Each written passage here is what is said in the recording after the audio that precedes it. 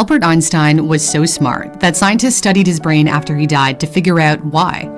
He was such an icon that Time magazine named him Person of the Century in 1999. But despite his fame, the world's best-known scientist had his secrets. The FBI kept a clandestine file on him, and he had an illegitimate child, to name just two. This is the story of Albert Einstein in full. Einstein was born in Ulm in southwestern Germany on March 14, 1879. The family moved to Munich just a few weeks later, where he grew up with his younger sister. When he was 5 years old, he fell ill one day, and his father gave him a compass to cheer him up. Einstein was amazed that the needle always pointed to the magnetic north, no matter which way he turned the compass. In his autobiographical notes, he recalled, "I can still remember, or at least believe I can remember, that this experience made a deep and lasting impression upon me. Something deeply hidden had to be behind things." So began a lifelong fascination with physics. He later said if he hadn't become a physicist, he'd probably be a musician. He loved music, especially Mozart's sonatas. Unlike many geniuses, Einstein wasn't a child prodigy. He didn't speak full sentences until he was 5, according to his biographers. His parents were understandably worried, but when he got into school, Einstein came into his own. His family was Jewish, but he attended a Catholic elementary school, where he excelled as a student. There was a rumor going around that he flunked math, but to the contrary, Einstein said that he had already mastered differential and integral calculus before the age of 15. For a while, his father Hermann ran a small electrochemical plant, but he struggled to keep it going. Eventually, he moved his family to Italy in the hopes of finding new opportunities. Young Albert stayed behind to finish high school, but he hated school, where success depended on memorization and obeying authority. He was a rebel and apparently threw temper tantrums. One exasperated teacher even said he would never amount to anything. Einstein dropped out at age 15. He also renounced his German citizenship, which got him out of mandatory military service. Become a citizen again. It was Swiss. When he moved to Switzerland, he tried to get admitted to the prestigious Swiss Federal Institute of Technology.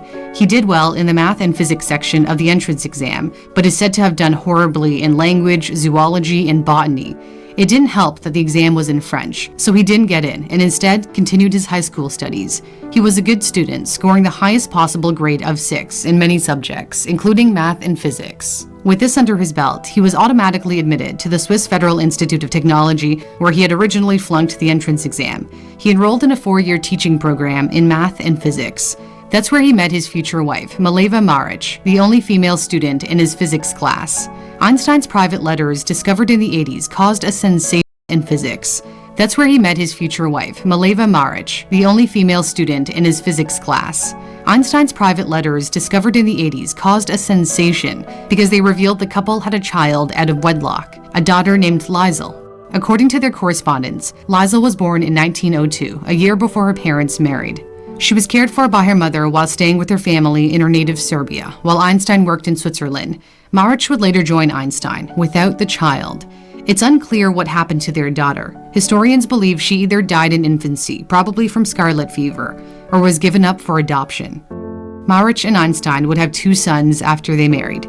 The eldest, Hans Albert, said Einstein wasn't a good father, remarking, "Probably the only project he ever gave up on was me." In 1901, Einstein received his diploma to teach physics and math, but he struggled to find an academic position after 2 years of searching. He is said to have even applied to teach high school. Eventually, he worked at the Swiss Patent Office in Bern for 7 years. This job would be a blessing in disguise. It wasn't mentally challenging, and he found that when he was done evaluating patents for the day, he could use the rest of his time to work on scientific research, his real passion. 1905 was Einstein's year of miracles. He wrote 4 papers in a German scientific journal that changed the way we see the universe. I'll try to explain them as simply as possible. Einstein is believed to have said, if you can't explain it simply, you don't understand it well enough. The first was his theory of light. Physicists at the time believed light was a wave, but it didn't make sense that light could create an electric current. Einstein proposed that light was actually made up of a stream of particles called photons, and these photons could knock an electron off an atom to create a current. This is the photoelectric effect. His second paper made a case for the existence of atoms. He observed what seemed like the random movement of particles in water, and reasoned that it's not so random if the water is actually made up of invisible atoms that cause the particles to jiggle. This was called Brownian motion, after the botanist Robert Brown, who had observed the phenomenon earlier. His third and most famous discovery is a special theory of relativity, in which it's impossible to say if two events occurred at the same time if those events are separated in space. A, B, and C all happen at the same time. However, they appear to occur in a different order, depending on the location of the observer. Or let's say someone in London starts running at the same time as someone in New York. They would appear to start running at different times if the observer is on a plane flying between London and New York. Relativity is the basis of the world's most famous formula, E = mc squared. His fourth paper gave us this equation, which shows how energy equals mass times the speed of light squared.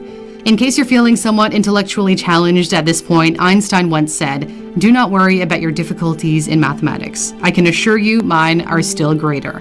So under the right conditions, energy can become mass, and mass can become energy. Here's an example. Take a paperclip. To find out how much energy is inside of it, you'd multiply its mass by the speed of light squared. If you could turn every one of the atoms in this paperclip into pure energy, leaving no mass, then this paperclip will be as powerful as the bomb that destroyed Hiroshima. Indeed, physicists began to consider whether his equation might actually make an atomic bomb possible. As Einstein gained greater prestige, his wife gained more household work. Marge was also passionate about math and science, but gave up her own ambitions to care for their children. There is even some evidence she helped her husband develop some of the concepts in his famous papers. In Einstein's letters to her, he referenced bringing our work on relative motion to a successful conclusion. The papers would transform him from an unknown patent office clerk to a renowned genius. He would go on to teach physics at universities in Prague, Zurich, and Berlin, where he reacquired German citizenship and spent his time during World War I. War, by the way, disgusted him. Although his professional life was going well, his personal life suffered. Einstein would write to his first love, Mary Wintler, whom he met as a teenager. He spilled his heart out to her, saying how much he missed her and how he thought of her whenever he had a free moment. It was perhaps no surprise when he and his wife eventually split up. Marich took the boys to Zurich, while Einstein remained in Berlin. They divorced in 1919, and immediately after, Einstein married his first cousin, Elsa Lowenthal, with whom he had been having an affair for years. He would later end up cheating on Elsa as well.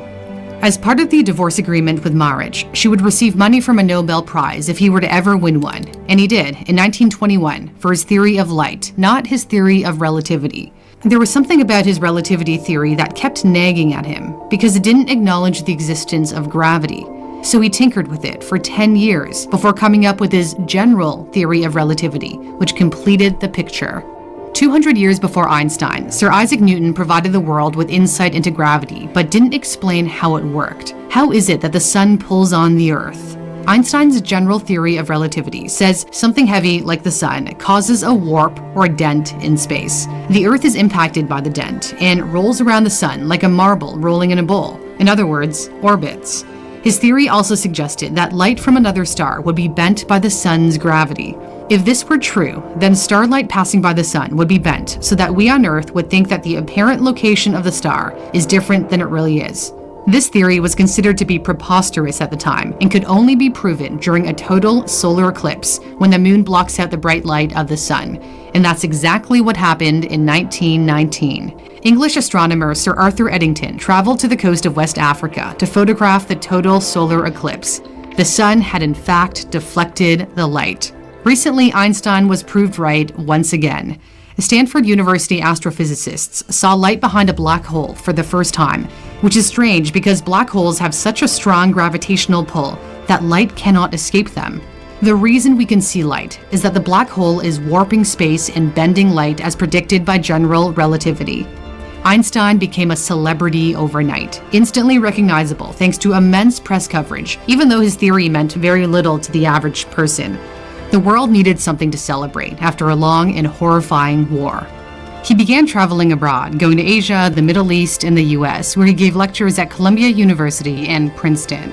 He published an essay on his first impression of America in 1921, noting, "What strikes a visitor is the joyous, positive attitude to life. The American is friendly, self-confident, optimistic, and without envy." He would make more trips to the US, and while on one of these visits in early 1933, he came to the stark realization that he could never return to Germany. The Nazis had come to power under Adolf Hitler, and Einstein was everything the dictator hated. He was Jewish, he was part of the intelligentsia, and he was a pacifist. A German magazine listed him as an enemy of the regime with a caption, "Not yet hanged," and reportedly put a $5,000 price tag on his head. He took up a faculty position at the Institute for Advanced Study in Princeton, New Jersey, where he remained for the rest of his life.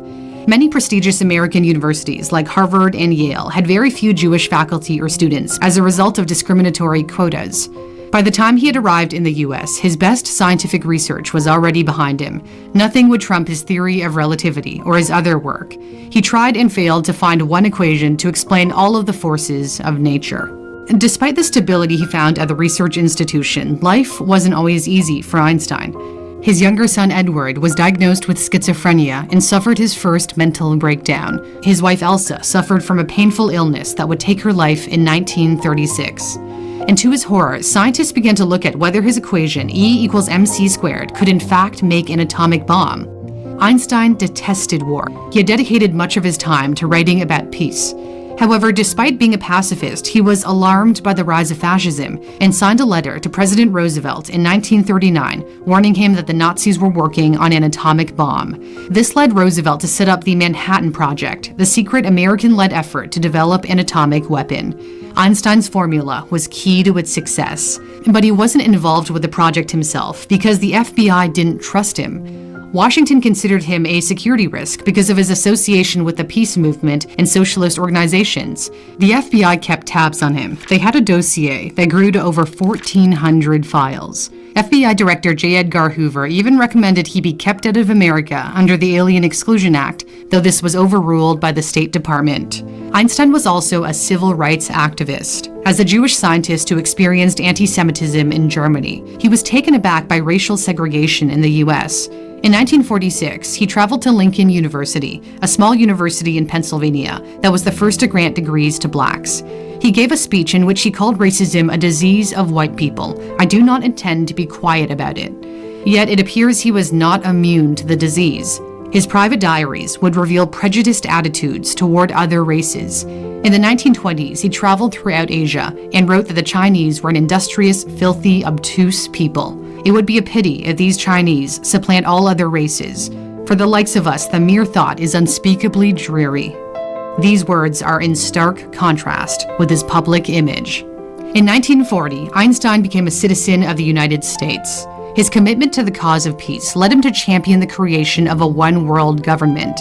He initially rejected the idea of a Jewish state on the grounds of detesting nationalism. However, after seeing the persecution of Jews in Europe, he promoted the Zionist cause of a Jewish nation, even though he was personally torn over the issue. Einstein would say, "My relationship to the Jewish people has become my strongest human bond." Though he wasn't religious, he didn't believe in a personal God and preferred to be called an agnostic. The State of Israel was created in 1948, and in 1952, Israel's Prime Minister David Ben-Gurion offered Einstein the post of president. Einstein declined, explaining that he had spent his life dealing with objective matters and lacked the aptitude and experience of dealing with people. He was smart enough to know his own shortcomings. On April 17, 1955, Einstein checked himself into Princeton Hospital in New Jersey after his abdominal aortic aneurysm burst. The aorta is the largest blood vessel in the body. He had previously had surgery on it. This time, he refused surgery, saying it was tasteless to prolong life and that it was time to go. He died the next day, mumbling a few words in German before taking his last breath. The nurse on duty didn't understand German and couldn't repeat it, so what he said is lost in history. Einstein's remains were cremated and his ashes scattered in a secret spot along the Delaware River. Those ashes didn't include his brain. A pathologist named Thomas Harvey removed his brain so that scientists could try to figure out why he was so intelligent, but he did so without permission. After Einstein's family found out, he eventually got the okay to use the brain for scientific research. Einstein's brain was found to be missing a bordering region called the lateral sulcus, which researchers believe may have led neurons in this part of the brain to communicate better. Scientists also believe his neurons used up more energy because his brain was found to have a higher percentage of glial cells, which nourish, support, and protect the neurons. The pathologist then cut up the brain into pieces, stored it into jars preserved in formaldehyde, and kept it in his basement. Today, the most celebrated brain in the world is in pieces at the Mutter Museum in Philadelphia. It's hard to imagine what Einstein would think of all this attention. He specifically wanted to be cremated so that people wouldn't worship his body. But worshipped he is. The 99th element of the periodic table is named after him. Einsteinium was discovered shortly after his death. Albert Einstein lives on as one of the smartest people in history, who changed the way we view and understand the world and the universe. He was influential in supporting so many other causes besides science. He lived an extraordinary life. Wouldn't it be incredible if all of Einstein's lectures were available online?